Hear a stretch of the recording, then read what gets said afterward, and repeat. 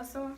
I'm Zavala. And we're going to start off our video with giving you a brief chapter summary. We got chapter 13, the Renaissance and reunification of the Song and Tang era. Okay, so the chapter starts off with the fall of the Han Dynasty. After this fall, China encountered periods of political unity and fragmentation. The first strong dynasty to emerge after the fall of the Han was the Sui dynasty. This dynasty reunified China and it helped expand China, not only by China's borders by military conquest, but also culturally and politically. They also developed trading networks. At this period of time, another dynasty emerged, which was the Song dynasty. This dynasty helped continue with the revival of the Chinese Empire, and it restored the scholar gentry and Confucian order.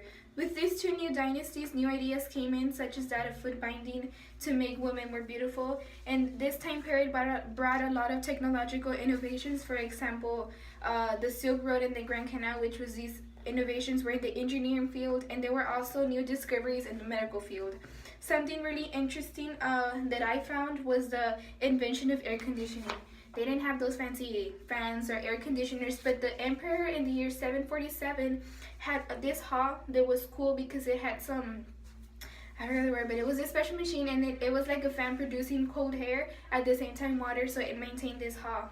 How cool. And from there on we got that little idea, and that's where they based the air conditioning.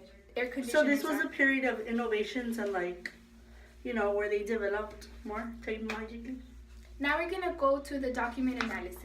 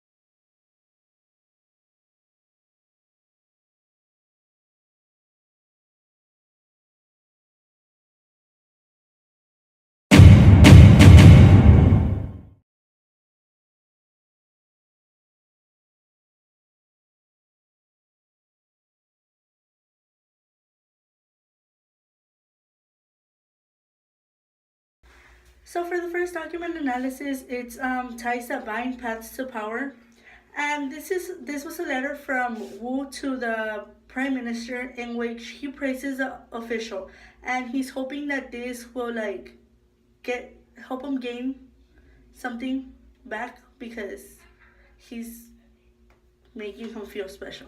So after this, this shows that the Chinese bureaucracy, although it was very rigid, it also had its flaws, and that there was ways for you to get political and higher positions by doing certain stuff, and you didn't only have to pass the test and then get the title of Jinshi.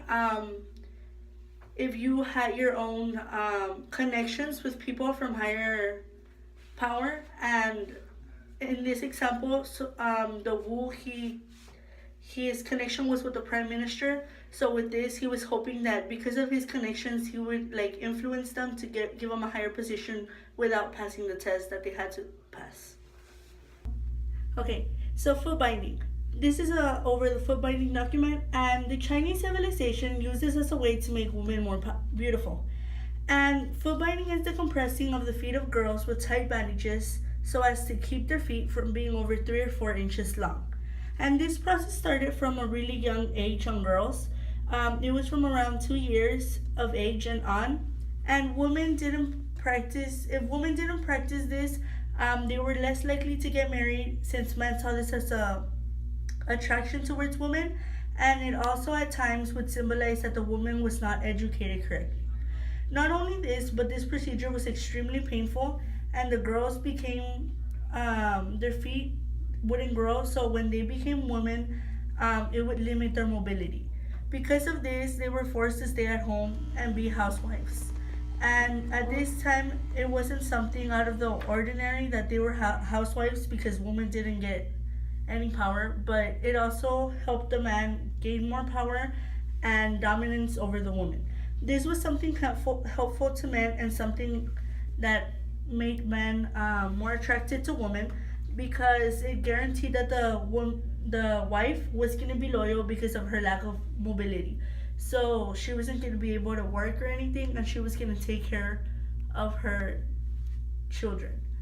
And these are just pictures showing how their feet would be end up. That's the normal human feet nowadays. That's what the binding caused them to be. And taking consideration that these were grown women feet, it wasn't a 2-year-old or a 3-year-old. This was like a 30-year-old and like it's real.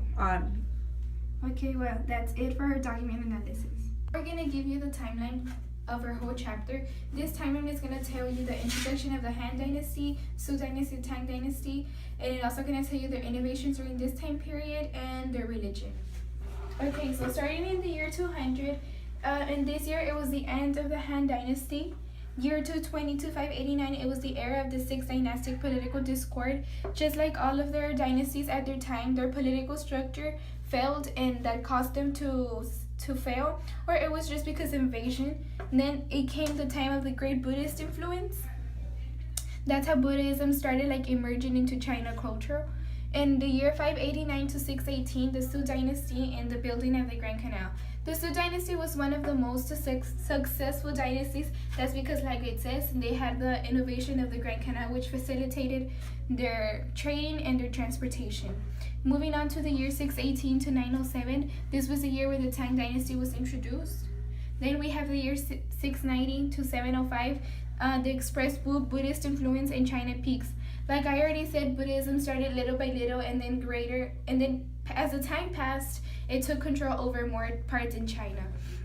The year 840, it was the period of Buddhist persecution. As Buddhism started becoming a larger religion, and it started changing a lot of China's cultural, they started suffering more and more persecution. In the year 907, it was the end of the Tang Dynasty. That's like I already said, the reasons were because political structure failed, or it could also have been because of invasion. The year 960 to 1279, the Song Dynasty and the Neo-Confucian Revival. The Neo-Confucian Revival, it was because during the Han Dynasty, Confucianism was its main religion. But as soon as this one failed and the other dynasties started coming in, so did Buddhism. But then in this year, Song Dynasty brought Confucianism again. Little by little, it started like coming up again. The year 1050 was the invention of block printing with movable tape. From this year on, it was like more and more technological improvements started happening. For example, in the year 1106, the invention of the gunpowder. In the year 1115, it was the first reference to compass for sea navigation. I mean, they already had ships and they traveled around the parts, but this compass helped them to get places specifically, and this also led to the introduction of the Silk Road because their transportation became easier, and so did trade.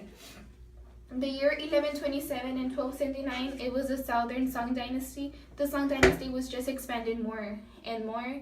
The year 1279 through 1368, overall, the Mongol or the Yuan Dynasty ended ruling all China.